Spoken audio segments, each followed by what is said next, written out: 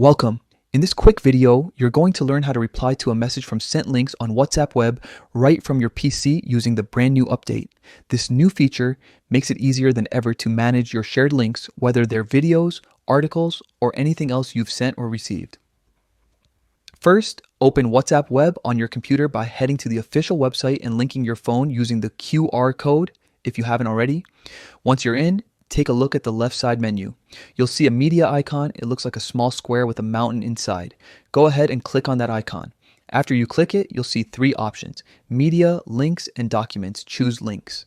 This section organizes all the links you've shared in your chats, making it really simple to scroll through and find exactly what you're looking for. Next, at the top of that window, click on the sort icon. This button helps and filter the links and can organize them by sender or receiver. From here, select and. This will display all the links you've sent through your WhatsApp chats.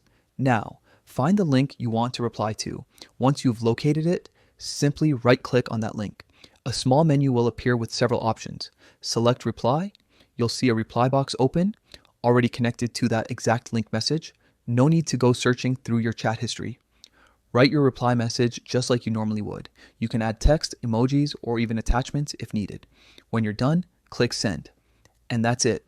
You've just replied directly to one of your sent links without having to leave the media section. This update saves you time and keeps your conversations organized in one place. If you found this guide helpful, make sure to share it with others who use WhatsApp web and want to stay updated with the latest features.